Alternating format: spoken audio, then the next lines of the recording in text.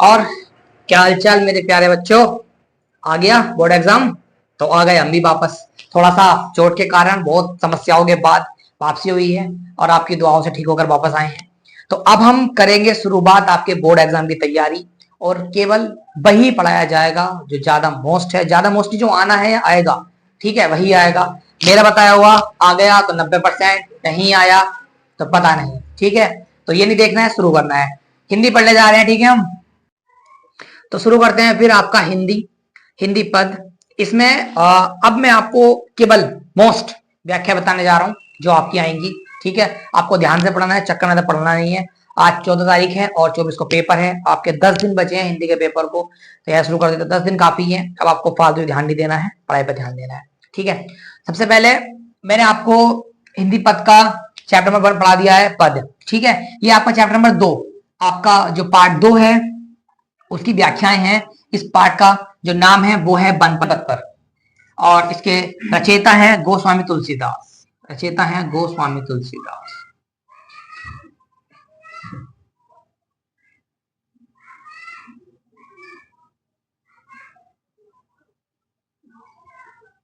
ठीक है, तो व्याख्या देख लें आपकी।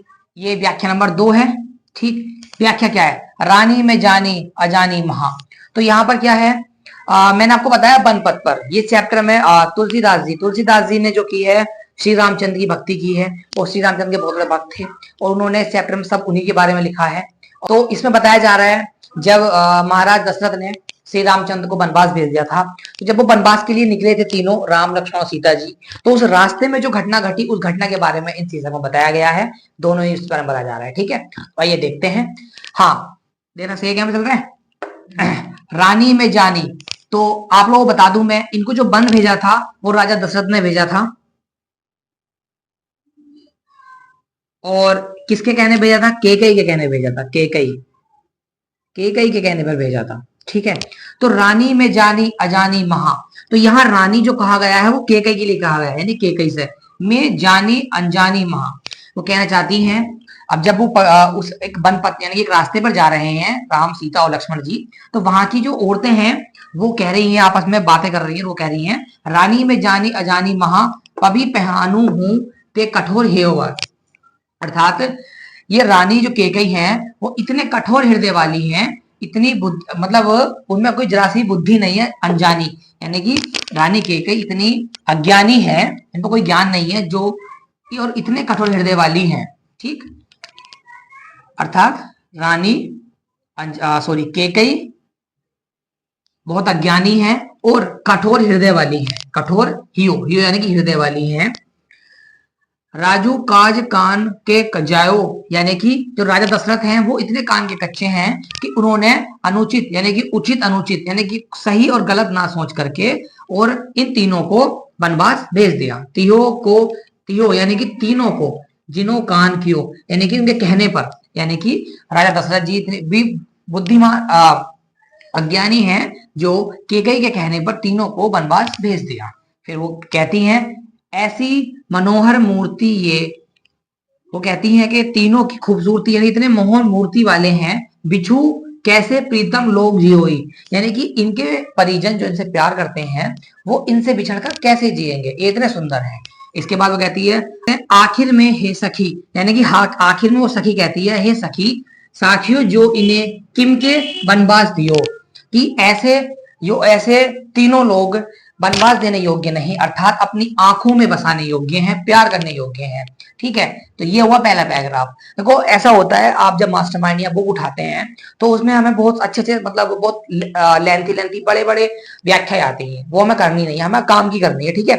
तो आप इसको लिखेंगे कैसे? लिखते इसमें लिखेंगे तो कभी रचयिता तुलसीदास जी कहते हैं, केकई अज्ञानी है और इतने कठोर हृदय वाली है जिसने इनको वनवास भेज दिया, और राजा दशरथ भी कच्चे कान के हैं जिन्होंने सही गलत ना सोच करके उसकी बातों पर आकर के उन तीनों को वनवास भेज दिया। फिर वो कहते हैं, ऐसी मोहक मूर्ति यानी कि ऐसे खूबसूरत तीनों को, तो इन तीनों को दूर जाने से इनके प्रियतम प्रिय लोग यानी कि जो इनसे प्यार करते हैं वो लोग कैसे जिएंगे।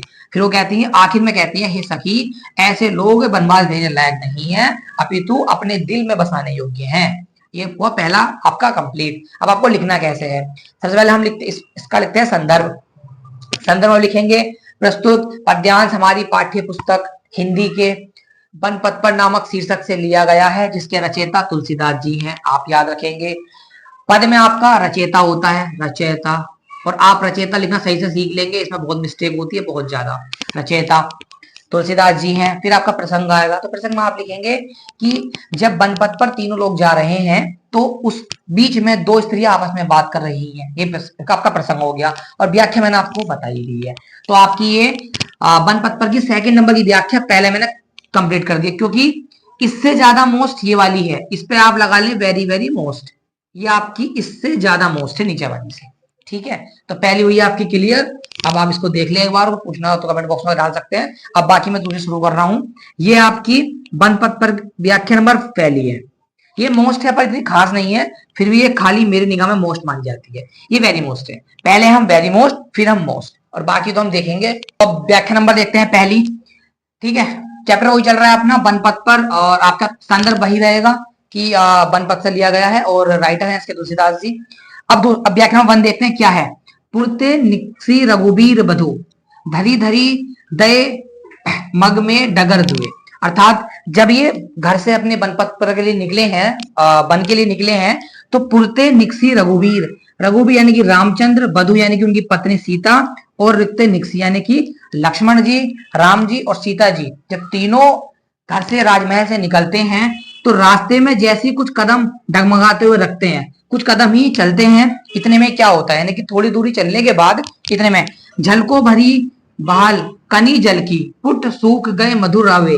अर्थात झलको भरी माल की यानी कि सीता माता के माथे से पसीना छलक रहा है जल का। पुट सूखी गए मधुराध मतलब होठ, और उनके होठ सूख गए हैं प्यास के मारे, यानी कि उन्हें पानी की वजह से उनके होठ सूख गए हैं और पसीने से उनका पसीना छलक रहा है माथे से। फिर पूछती हैं, और जब वो व्याकुल हो जाती हैं प्यास से और गर्मी से, तो श्री रामचंद्र से पूछती हैं चलो अब केती, यानी कि अभी और कितना चलना है। कण कुटी यानी कि कुटिया की ही केत हो, यानी कि हमें अब अपनी कुटिया को कहाँ बनाना है। अर्थात वे पूछती हैं कि कितनी दूर और चलना है और हम अपनी कुटिया को कहाँ बनाएंगे। तिही के लखिन आतुराम पियो की आंखियों अति चारू चली जान चौक, यानी कि ऐसी, अब रामचंद्र सीता माता की ऐसी दशा देख करके व्याकुल हो जाते हैं और अपने मन ही मन में सोचते हैं कि राजमहल, क्योंकि सीता माता राजमहल से आई है ना, तो राजमहल का सुख भोगने वाली एक कन्या इस तरीके से परेशान है, व्याकुल है, प्यास लग रही है, और उनकी इस दशा को देखकर श्री रामचंद्र की आंखों में आंसू आ जाते हैं, और ये व्याख्या हुई समाप्त। तो अब लिखना कैसे, हम लिखेंगे ऐसे। तुलसीदास जी कहते हैं जैसे ही श्री रामचंद्र, सीता जी और लक्ष्मण जी वन पथ पर के लिए निकले हैं, तो जैसे ही उन्होंने रास्ते में कुछ कदम रखे हैं, कदम रखने के कुछ देर बाद ही सीता माता के माथे से पसीना झलकने लगा और उनके होठ सूख गए हैं प्यास की वजह से। तभी वो पूछती हैं कि श्री राम से कि प्रभु अभी कितना और चलना है और हम अपनी कुटिया को कहाँ बनाएंगे। और ये सब उनकी ये दशा देख करके श्री रामचंद्र की आंखों में आंसू आ जाते हैं और वो मन ही मन में सोचते हैं कि राजमहल का सुख भोगने वाली सुकन्या इतनी बुरी तरीके से मेरे साथ इस वन में है, क्या हालत हो रही होगी उसकी। ठीक है, ये आपके लिए मोस्ट, वो आपका वेरी मोस्ट, ये आपके लिए मोस्ट। मैं आपको बता दूं ये 2 हो गए हैं, इनमें से देखो एक आध मिल सकता है। मैं अभी मैं इसके बाद और बताता हूँ। आज 4-5 व्याख्या बतानी है जो मोस्ट है, और मेरी पूरी गारंटी है कि आपको वही मिलने वाली है। ठीक है, इतने सब ट्रेन करते हैं और आगे देखते हैं। अब आगे देखते हैं हम अगली व्याख्या है। ठीक है, तो अब ये आपके हिंदी पद के पार्ट नंबर 4 के, यानी कि बिहारी लाल भक्ति और नीति के दोहे हैं। ठीक है, ये दोनों ही काफी मोस्ट हैं। ये आपके चैप्टर नंबर 4 है, चैप्टर नंबर 4, इसका नाम है भक्ति और नीति। 2 शीर्षक हैं अलग अलग, लिखे एक ही ने हैं और राइटर है इनके, रचयिता है बिहारी लाल। ठीक है, तो ये बिहारी लाल ने लिखे हैं। अब इसमें है क्या, ठीक है, संदर्भ आप वही लिखेंगे कि प्रस्तुत पद्यांश हमारी पाठ्य पुस्तक हिंदी के भक्ति नामक शीर्षक से लिया गया है। ये भक्ति के हैं दोनों, ठीक है, भक्ति नामक शीर्षक से लिया गया है, जिसके रचयिता बिहारी लाल जी हैं। ठीक है, तो इसमें क्या है, भक्ति। भक्ति का मतलब इसमें दो दोहे हैं, यहाँ भक्ति दिखाई जा रही है कि मतलब भक्ति भगवान के प्रति। और मैं आपको बता दूं कि बिहारी लाल जी ने श्री कृष्ण की भक्ति की है। किनकी भक्ति की है? भगवान श्री कृष्ण की। ठीक है, श्री कृष्ण भगवान की भक्ति करते हुए इन्होंने कुछ दोहे दिए हैं, वो देखते हैं। पहला है, सोहत ओढ़े पीठ पटु श्याम सलोने गात, मनो नीलमणि सेल पर अपते परो प्रभात। तो यहाँ पर सोहत ओढ़े पीठ पटु यानी कि बिहारी लाल जी कहते हैं श्री कृष्ण भगवान सामले शरीर के हैं, काले मतलब सामले हैं, सामले शरीर पर पीले रंग के वस्त्र धारण करे हुए हैं, क्योंकि यहाँ पर श्री कृष्ण भगवान ने कैसे रंग के? पीले रंग के वस्त्र धारण कर रखे हैं। ठीक है, तो बिहारीलाल जी कहते हैं कि श्री कृष्ण ने सामने शरीर पर अपने पीले रंग के वस्त्र पहन रखे हैं, मानो वो ऐसे लग रहे हैं जैसे मानो नीलमणि सेल पर। मानो मानो ऐसे लग रहा है, नीलमणि मतलब नीलमणि एक पर्वत है, नीलमणि के पर्वत, सेल यानी कि पर्वत, यानी कि नीलमणि के पर्वत पर अपतु परो प्रभात, प्रभात यानी कि सूर्य निकल रहा है सुबह सुबह, सूर्य, अर्थात मानो ऐसे लग रहे हैं जैसे कि नीलमणि पर्वत पर सुबह सुबह सूर्य निकल रहा हो और वो चमचमा रहा हो। अर्थात कहने का मतलब है कि श्री कृष्ण भगवान पीले वस्त्र पहनकर ऐसे लग रहे हैं जैसे कि नीलमणि पर्वत के ऊपर सूर्य निकल रहा हो सुबह सुबह, सुशोभित हो रहा हो। ठीक है, ये आपका हुआ कंप्लीट, ये आपका काफी मोस्ट है, ये आपका वेरी मोस्ट मान लें आप। ठीक है, इसके बाद इसमें एक और है। अगला क्या है? ये तो आपका मैंने पहला बता दिया। दूसरा ये क्या है? देखो, ये ना आपको अलग अलग मिलेंगे, मैं आपको केवल मोस्ट बता रहा हूं जो ज्यादा जरूरी है। ठीक है, अगला तो अब देखते हैं अगला, जप माला। जप माला अर्थात अब यहाँ बिहारी लाल जी भक्ति के लिए कहते हैं कि जप माला, माला जपने से, माला जपने से, देखते ना माला जप रहे थे। ठीक है, माला जपने से छापा तिलक, और दिखावे का छापा यानी कि छापना, माथे पे तिलक लगाना, यानी कि रोज माला जपना व अपने माथे पर दिखावे का तिलक लगाना, सरे ना एकू कामो, और यही काम करते रहना पूरे दिन से। मन काचे यानी कि अगर आप माला जपते रहे और तिलक लगाते रहे और पूरे दिन यही काम करते रहे तो इससे भगवान की प्राप्ति नहीं होगी, इससे इस बार यानी कि राम की प्राप्ति नहीं होगी। अगर आपको भगवान चाहिए तो मन काचे नाचे व्रत साचे राचे रामो, अर्थात जिसका मन सच्चा होता है, जो सच्चे मन से, जो सच्चे मन से भगवान को याद करेगा, भगवान की भक्ति करेगा, भगवान से प्रेम करेगा, उसको इस वर की प्राप्ति होगी। अर्थात इसे लिखेंगे कैसे? हम लिखेंगे, बिहारी लाल जी कहते हैं दिखावे का माला जपना व दिखावे के तिलक लगाना और इस प्रकार के रोज रोज धार्मिक आडंबरों से, आडंबर मतलब कि दिखावा, आडंबर करने से भगवान की प्राप्ति नहीं होती। अर्थात भगवान को प्राप्त करना है तो सच्चे मन से भक्ति की जाए, उनकी पूजा की जाए, सच्चे मन से की गई भक्ति से ही रामू अर्थात राम की प्राप्ति होती है, भगवान राम की प्राप्ति होती है। ये हुए आपके दोनों कंप्लीट। तो इन दो में से भी मिलने की संभावना है। इसके बाद इसी में देखो दूसरा शीर्षक है नीति। कहां गया? ये रहा नीति। अब मैं आपको नीति के दो दोहे बताने जा रहा हूं, वो भी मोस्ट है। तो इस चैप्टर में से केवल 4 ही मोस्ट है। ठीक, वेरी मोस्ट में आपका ऊपर वाला है, श्याम सलोने सौ तोड़े पीठ पटु श्याम सलोने गात, मनो नीलमणि सेल पर अपते परो प्रभात। ठीक है, अगला देखते हैं। हाँ, तो अब शुरू करते हैं। भक्ति पढ़ा दिया आपको, नीति, नीति के दो दोहे। इन दो में से देखो ऐसा है, ये दोहे इतने खास तो नहीं है लेकिन मेरी निगाह में ठीक ठाक है। ठीक है, और आसान है, और आप लोगों को केवल क्लू ढूंढना है और याद करने हैं। अगर आप क्लू ढूंढ पाएंगे और याद कर पाएंगे, कुछ भारी नहीं, आप ऐसे छाप देना। ठीक है, क्योंकि देखो टाइम कम है, हमें उस लेवल से चलना है, तो ज्यादा चक्कर में नहीं पड़ना है। आइए समझते हैं टाइम खराब ना करते हुए। तो ये वाले जो दोनों दोहे हैं मैं आपको बता दूं, वही आपके चैप्टर नंबर 4, चैप्टर का नाम भक्ति और नीति। तो भक्ति के तो मैंने करा दिए हैं, भक्ति के नहीं है, ये है नीति के। किस चीज के हैं? नीति के। और राइटर यानी रचयिता कौन है इनके? बिहारी लाल। ठीक है, बिहारी लाल। संदर्भ की बात आएगी तो लिख सकते हैं वही हम, प्रस्तुत पद्यांश हमारी पाठ्य पुस्तक हिंदी के नीति नामक शीर्षक से लिया गया है, जिसके रचयिता हैं बिहारी लाल जी। ठीक है, और आप एक बात याद रखें, आप ये ना समझे कि सोल्यूशन में लिखूं इस पर। देखो भाई, आप मेरी बात सुने, उसको अपने हाथ नोट करें तो आपका एक बार में याद हो जाएगा। और जो भी बच्चा केवल फोन लेकर के बैठ गया है, कानों में लीड ठोक कर बैठ गया है, बस ऐसे हो जाएगा, तो नहीं हो पाएगा। जब लोग आप एक पेन और एक कॉपी लेके नहीं बैठेंगे आप आगे नहीं बढ़ पाएंगे। बिना पेन कॉपी के कुछ नहीं है। और आपको कितनी बार बताऊं कि हमारा हथियार ये मार्कर और आपका हथियार वो पेन है, इनके बिना कुछ नहीं है, ठीक है। और मैदान हमारा बोर्ड है और आपका मैदान आपका एग्जाम है, आपके पेपर है, ठीक है। लड़ते रहो, ठीक है। आगे आते हैं, इसे समझते हैं। यहाँ लिखा हुआ है, दुसह दुराज प्रजनों को क्यों ना बड़े दुख दंतु, अधिक अंधेरो जग करत मिली मावस रवि चंद्र। अर्थात यहाँ बिहारी लाल जी कहते हैं प्रस्तुत पद्यांश में कि दो सह यानी कि दो, एक साथ, यु दुराज यानी कि राजाओं, यानी कि दो राजाओं के राज में प्रजा का दुख दुगना क्यों ना बढ़े। कहने का मतलब है कि अगर किसी राज्य में दो राजा अगर राज कर रहे हैं तो प्रजा का दुख ओब्वियसली बढ़ेगा। क्यों बढ़ेगा? क्यों? क्योंकि दोनों के नीति नियम कानून अलग अलग होंगे। एक बोलेगा ऐसा करो, दूसरा बोलेगा ऐसा करो। अब जनता परेशान, प्रजा परेशान, कैसे करें? इसकी मानेंगे तो वो, उसकी मानेंगे तो वो। तो क्या बिहारी जी कहते हैं कि दो राजाओं के राज में जनता प्रजनों यानी कि जनता का दुख क्यों ना बढ़े, दुख क्यों ना बढ़े, बढ़ेगा।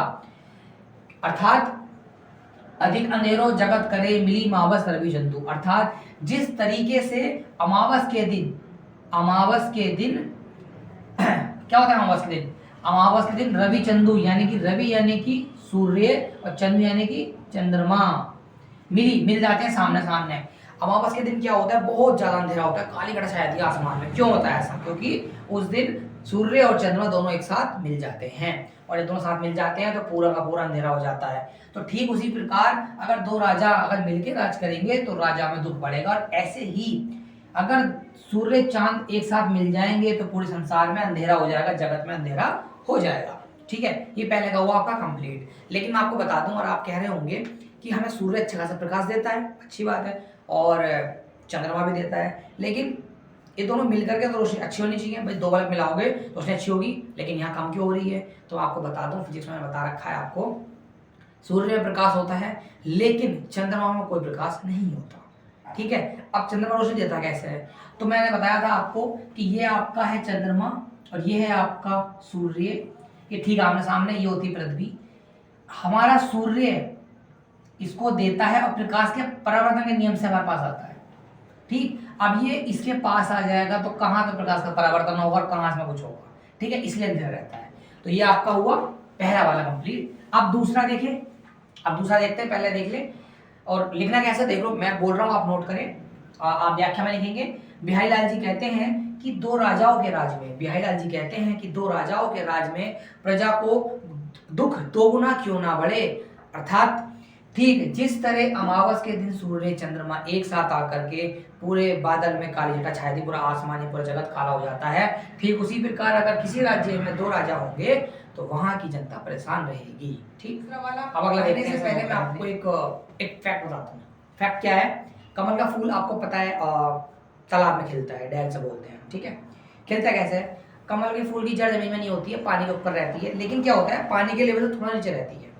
अब जैसे पानी बढ़ता है तो कमल भी ऊपर बढ़ता चला जाता है, लेकिन जब पानी घटता है तो कमल नहीं घटता बल्कि वहीं रहता है। और पानी घटते घटते जिस दिन पानी उसकी जड़ से नीचे पहुंच जाता है और जड़ सूर्य को दिख जाती है और वो सूख के मुरझा खराब हो जाता है। ये कमल की कहानी हो गई। अब कमल की कहानी यहाँ डालनी पड़ेगी क्योंकि कमल का यहाँ पे नाम लिया गया है। देखो कहाँ है नाम, ढूंढ लो। ये क्या सरोज, ठीक है, सरोज किसका नाम भी होगा पर यहाँ कमल का नाम है, चाहे कम ना पड़े। देखते हैं, बढ़त बढ़त संपत्ति सलुल मन सरोज बढ़ जाए। अर्थात बिहारी लाल जी कह रहे हैं कि ठीक, बिहारी लाल जी कह रहे हैं कि मनुष्य के पास जैसे जैसे संपत्ति बढ़ती रहती है, ठीक है, वो अपना लेवल यानी अपनी इच्छाओं को ऊपर करने लगता है। जैसे सरोज मन सरोज बढ़ जाए, अर्थात जैसे कि पानी बढ़ने से कमल ऊपर आता है, ऐसे ही संपत्ति बढ़ने से मनुष्य ऊपर आ जाता है। घटत घटत सु ना फिर घटे बरु समूह उलाए।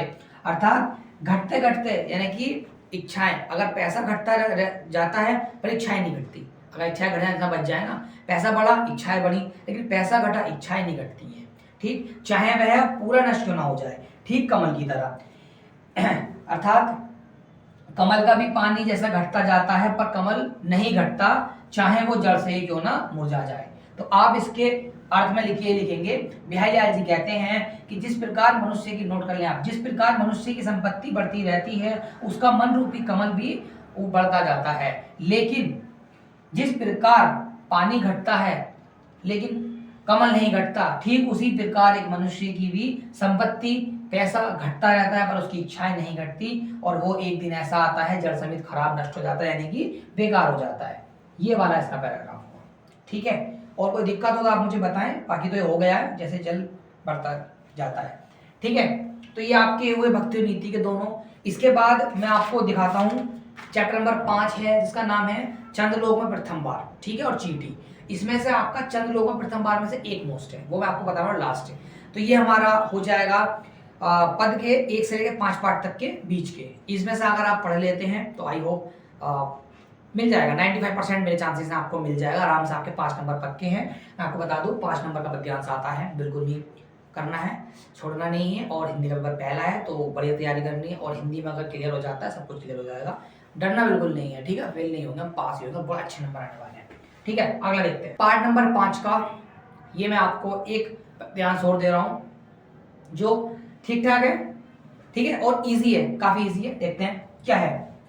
चंद्रलोक में प्रथम बार, भाई पार्ट का नाम यही मिल गया। आप याद रखना आपके पास ना 90% वो पैराग्राफ आएंगे जिनमें आपको पार्ट के नाम नहीं होंगे, 10% आ सकते हैं ऐसे, ठीक है। लेकिन दुआ ये करना कि वो सब आए जिनमें पार्ट के नाम हो, मित्रता हो जाए, ममता हो जाए, चंद्र प्रथम बार हो जाए, झांसी की रानी आ जाए, ठीक है, वे सब आ जाए तो अच्छी बात है। नहीं आ पाए तो फिर क्या कर सकते हैं। तो मैं आपको बता दूं उसका संदर्भ क्या होगा। ये आपके कहां से लिए गए आपको अच्छे से पता है, नहीं पता है तो सुन लें।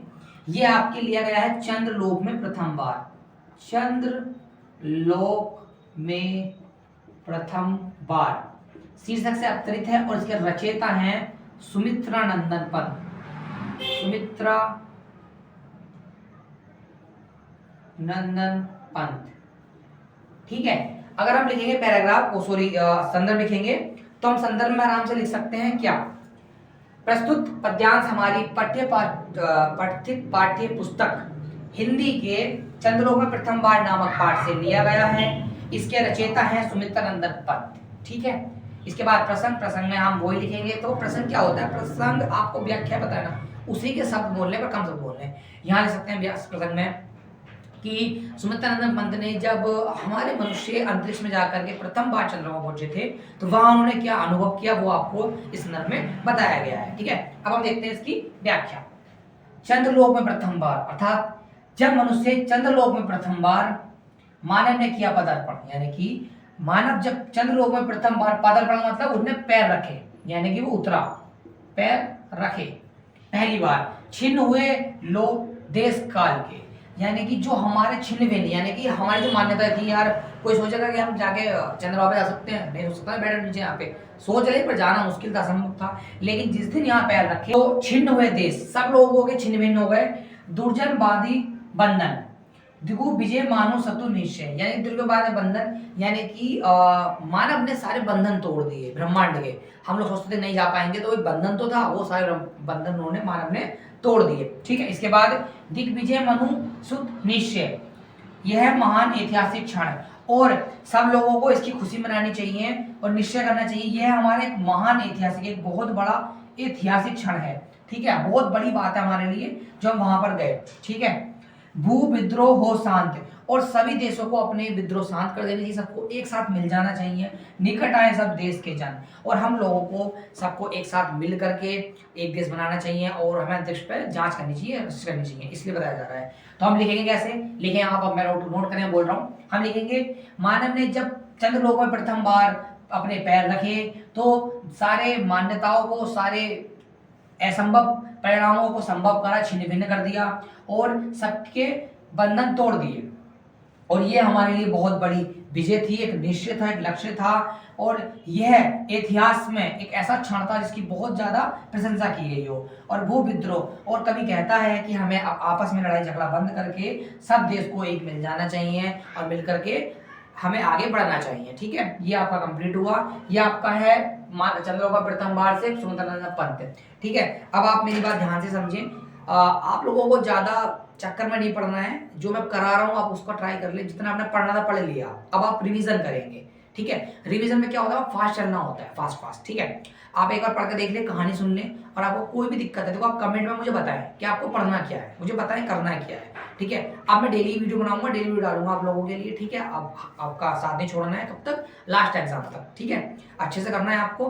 कोई भी दिक्कत हो आप कमेंट में बताएं, पीडीएफ चाहिए, नोट्स चाहिए, कुछ भी मुझे आप कमेंट करें, वहां से आपको दूंगा, ठीक है। हाँ तो बच्चा पार्टी मैं आपको बता दूं, हिंदी की नेक्स्ट वीडियो में मैं आपको पुष्प की अभिलाषा पढ़ाऊंगा। वो मेरी राय में ना 99.99% डिटोल की तरह इतना मोस्ट है, ठीक है, बहुत ही बेस्ट, एक नंबर, वो ज्यादा आता है, ठीक है, और वो है भी इजी। तो एक अगली वीडियो आएगी, उसमें मैं पद की बची हुई व्याख्या है, आप लोगों को कुछ नहीं करना है, एक ये वीडियो देखनी है, एक अगली वीडियो देखनी है, एक मैं कर चुका हूँ अपलोड। आप 3 वीडियो देखने के बाद यकीन माने आपके 5-10 नंबर पक्के हो रहे व्याख्या के, ठीक है। उसके बाद मुझे आपको बहुत कुछ बताना है इसमें, ठीक है।